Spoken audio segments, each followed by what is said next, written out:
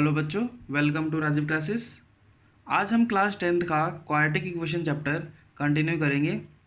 Last class में आपने देखा था कि क्वाड्रेटिक इक्वेशन होती क्या है। हमने क्वाड्रेटिक इक्वेशन से आपको इंट्रोड्यूस करवाया था कि होती क्या है, और कुछ क्वेश्चंस करवाए थे कि क्या उन क्वेश्चंस में जो एक्सप्रेशन दे रखी है या जो इक्वेशन दे रखी है वो इक्वेशन रियलिटी में क्वाड्रेटिक इक्वेशन है भी या नहीं है। मीन्स हमने कुछ क्वेश्चन देखे थे जिसके अंदर आपको दिख रहा था कि वो क्वाड्रेटिक फॉर्म में है, मतलब क्वाड्रेटिक जैसा लग रहा था, मतलब एक्स स्क्वायर की टर्म्स उसके अंदर दिखाई दे रही थी सिंप्लीफाई करने के बाद, बट स्टिल वो क्वाड्रेटिक इक्वेशन नहीं बन पाया था। क्यों?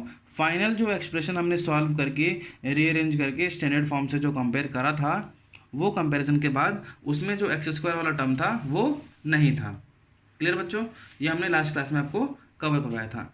आज मेनली हम बात करेंगे क्वाड्रेटिक इक्वेशन के सॉल्यूशन पर। किस पर बात करेंगे हम? Solution of quadratic equation.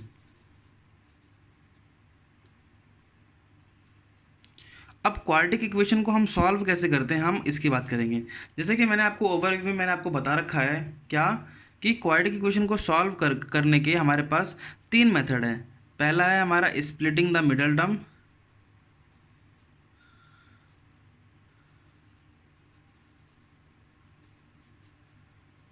दूसरा है हमारा कंप्लीटिंग द स्क्वायर मेथड, तीसरा है हमारा क्वाड्रेटिक फार्मूला। बट आज हम जो बात करेंगे वो सिर्फ और सिर्फ हम स्प्लिटिंग द मिडल टर्म की बात करेंगे। Means splitting the middle term हम करते कैसे हैं। क्लियर बच्चों? देखो, अगर मैं आपसे जनरल इक्वेशन की बात करूं तो जनरल इक्वेशन जो हमारी होती है किसकी? क्वाड्रेटिक इक्वेशन की। वो होती है हमारी ax² plus bx plus C is equal to 0। समझ पा रहे हो बच्चों? देखो, ax² प्लस bx प्लस सी ये हमारे स्टैंडर्ड फॉर्म में है। तो इसमें करना क्या होता है? देखो, सबसे पहले आपको क्या करना है, प्रोडक्ट निकालना होता है इसमें किसका किसका, a का एंड c का। अगर आप प्रोडक्ट निकालोगे तो क्या बनेगा? ac बन जाएगा। देखो, a means coefficient of x², c means constant term. इन दोनों का क्या करना है आपको? प्रोडक्ट निकालना है। प्रोडक्ट निकालोगे तो उसके बाद ये क्या बन जाएगा? ये बन जाएगा AC। AC मीन्स दोनों का जो भी प्रोडक्ट आएगा वो बन जाएगा। क्लियर? अब देखो यहाँ से क्या आ रहा है, यहाँ से आपको क्या करना है नेक्स्ट स्टेप में, अब इसको आपको दो नंबर्स में ऐसे ब्रेक करना है कि आपका जो सम आ जाए वो क्या आ जाए? B आ जाए। मीन्स मान लो जो AC आया उसको आपने P और Q में क्या कर दिया? चेंज कर दिया, मतलब तोड़ दिया, उसके फैक्टर्स बना दिए। मतलब आपको ऐसे दो फैक्टर्स बनाने हैं उस नंबर से कि आपका जो इन दोनों को सम करेंगे, मतलब P प्लस Q जो करोगे तो आंसर क्या आ जाए? B आ जाए। क्लियर? समझ में आ रहा है क्या बोल रहा हूँ? देखो, इसको ऐसे समझने में थोड़ी सी दिक्कत हो रही होगी, बट मैं आपको क्वेश्चन करवाऊंगा तो आपको समझ आएगा कि मैं रियलिटी में क्या कहना चाह रहा हूँ। देखो, अगर मैं आपको एक छोटा सा बेसिक्स का क्वेश्चन एग्जाम्पल बताऊँ तो देखो क्या होता है। देखो, अगर मैं बोलूँ आपके पास क्वेश्चन है 6x² minus X minus 2 is equal to 0। Clear? अब ये क्वेश्चन है, अब इसको सॉल्व करना है। देखो यहाँ पर अगर मैं स्टैंडर्ड फॉर्म से कंपेयर करूँ इसको ax² plus bx plus c से कंपेयर करता हूँ तो इज इक्वल टू 0। यहाँ पर क्या आ जाएगा? देखो, यहाँ से a की वैल्यू क्या आ जाएगी? 6, b की वैल्यू क्या आ जाएगी? -1, और c की वैल्यू क्या आ जाएगी? -2। देखो, ये लिखना नहीं होता है, मैं जिस सिर्फ और सिर्फ आपको बस बता रहा हूँ, एक्सप्लेन कर रहा हूँ कि कैसे करना है। अगर तुम यहाँ पर a और c का प्रोडक्ट निकालोगे तो 6 इंटू -2, 6 इंटू -2 क्या हो जाएगा? -12। अब -12 है, लेकिन आपको फैक्टर -12 को नहीं बनाना है, आप फैक्टर 12 के बनाओगे। आप उसको रीअरेंज कर कर कैसे भी करके क्या लाना है? b के इक्वल लाना है, तो -1 लाना है। तो देखो, अगर आप 12 के फैक्टर बनाओगे तो क्या करना पड़ेगा? 12 का एलसीएम लेना है। 2 6 जा 2 3 जा 3 1 जा, यही बनेगा। अब देखो, आप इन फैक्टर का यूज़ करके क्या बनाना है आपको? 1। साइन को हम बाद में ध्यान देंगे, साइन पर आप ज़्यादा ध्यान मत देना। जैसे कि देखो, अगर मान लो 1 बनाना है तो अगर मान लो एक फैक्टर है 4 और एक फैक्टर है 3, तो 4 में से 3 को माइनस करेंगे तो 1 बन जाएगा। अब मान लो यहाँ -1 बनाना है तो -1 कैसे बनाओगे? इस 3 में से 4 को माइनस कर दो। क्लियर? कैसे बोल रहा हूँ मैं? देखो, अगर आप 4 में से 3 माइनस करोगे तो आंसर 1 आएगा। लेट से आपको -1 बनाना था तो -1 करने के लिए करना पड़ेगा, अपोजिट कर दो, 3 में से 4 माइनस कर दो तो -1 आ जाएगा। मीन्स आप सिर्फ और सिर्फ इस क्वांटिटी पर ध्यान दो, बाकी आपको साइन पर ज़्यादा ध्यान नहीं देना है, साइन ऑटोमेटिकली आपका बन जाएगा। अब देखो, 12 के फैक्टर बनाओगे तो 2 2 और 3 ये फैक्टर आ रहे हैं। अब इसको अरेंज कर कर क्या बनाना है आपको, -1। तो देखो कैसे करोगे, देखो अगर मैं इन दोनों को मल्टीप्लाई करूँ 6, अगर मैं 6 3 2 6 हो गया, 6 में से 2 माइनस करूँगा तो क्या बनेगा 4, नहीं ये नहीं बन रहा। तो अब देखो 2 2 4, 4 में से 3 माइनस करेंगे तो क्या बन जाएगा 1। तो यहाँ पर देखो, यहाँ पर 4 2 2 4 -3, 4 -3 को क्या बन गया 1, बट मुझे -1 बनाना है तो मैं क्या करूँगा 3 - 4 लिख दूंगा तो ये बन जाएगा -1। समझ आ रहा है। तो देखो अब मैं इस क्वेश्चन को कैसे ले सकता हूँ, देखो इस वाले क्वेश्चन को मैं अगर मैं दोबारा से लिखना चाहूँ तो कैसे लिखूँ, देखो यहाँ पर मैं लिखता हूँ, यहाँ पर साइड में ऐसे देखना, अगर मैं इसको लिखूँ 6x² -x -2 = 0, एक इक्वेशन दे रखी है। अब देखो 6x² तो 6x² रहेगा। अब 1 को आपने कैसे में स्प्लिट कर दिया, आपने स्प्लिट कर दिया 3 में और -4 में। तो आप -x को ले सकते हो प्लस का 3x, क्योंकि ये 3 प्लस का था, और माइनस का 4x -2 = 0, ऐसे ले सकते हो। देखो सिंप्लीफाई करोगे तो वही इक्वेशन बन जाएगी। तो इसमें क्या कर दिया आपने, स्प्लिटिंग द मिडल टर्म नाम है, या इसको हम बोलते हैं प्राइम फैक्टराइजेशन मेथड, क्योंकि आपने यहाँ पर प्राइम फैक्टर्स बना रखे हैं और बीच वाले टर्म को स्प्लिट करा है। तो दोनों का एक ही नाम है, बस काम एक ही है, नाम अलग अलग क्यों कर रहे हैं। देखो एक बार हम इसको बोल रहे हैं प्राइम फैक्टराइजेशन मेथड, और एक बार मिडल टर्म को हमने क्या कर दिया, स्प्लिट कर दिया। अब क्या करना है, रीअरेंज कर दो। देखो इन दोनों में क्या कॉमन है, इन दोनों में देखो 3 कॉमन है, क्योंकि 6 में भी 3 आता है, और यहाँ तो 3 है ही, और x तो है ही।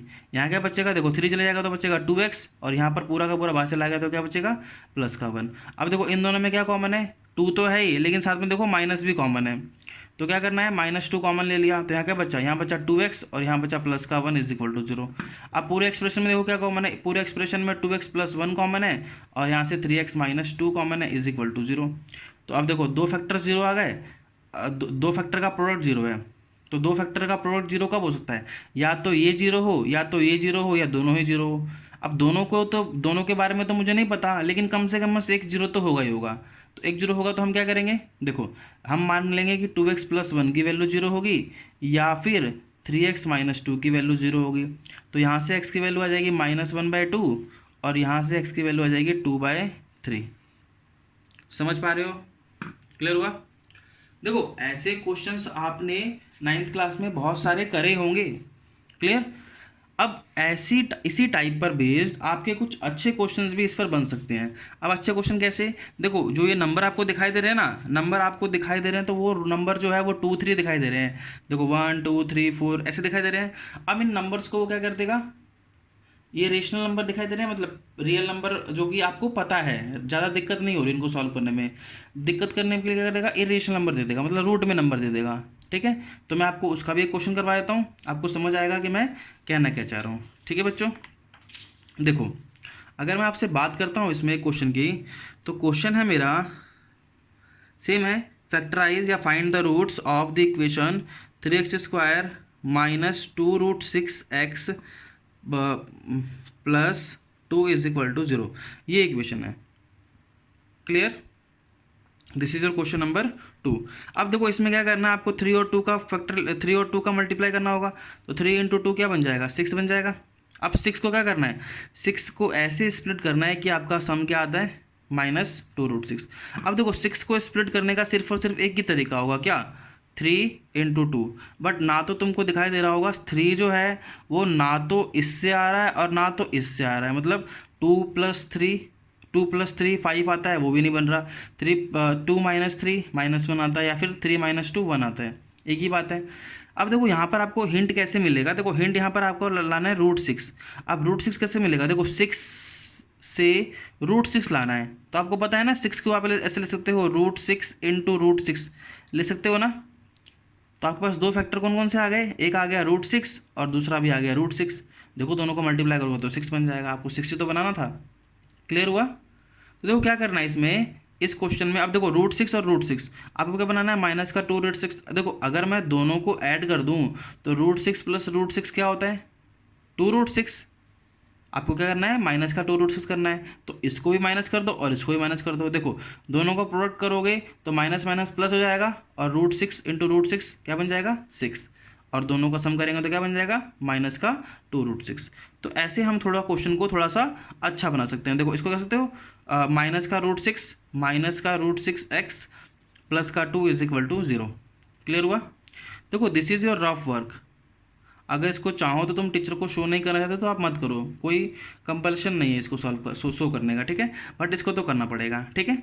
ये हो गया हमारा। अब देखो इन दोनों में क्या कॉमन है, अब देखो इन दोनों में देखो x तो कॉमन दिख ही रहा है, लेकिन देखो 3 है क्या, देखो अगर तुम 3 कॉमन लेते हो तो देखो 3 में भी तो ले सकते हो ना 3 को, √3 इंटू √3, और √6 को फर्दर कैसे ले सकते हो, √2 इंटू √3। क्लियर।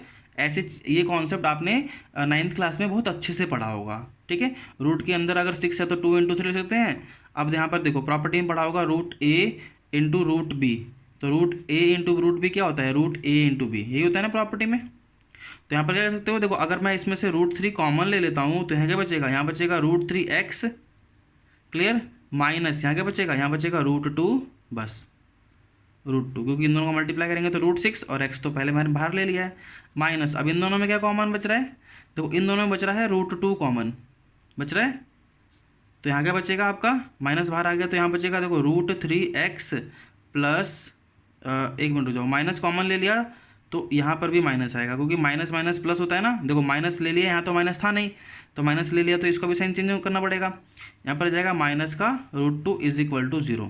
क्लियर हुआ। अब देखो एक चीज़ बता दूं, मैं आपको हिंट दे दूं, देखो इसको ऐसे रटना नहीं है बट समझना, देखो जो फैक्टर यहाँ कॉमन आएगा ना यहाँ भी वही फैक्टर कॉमन आएगा। क्लियर।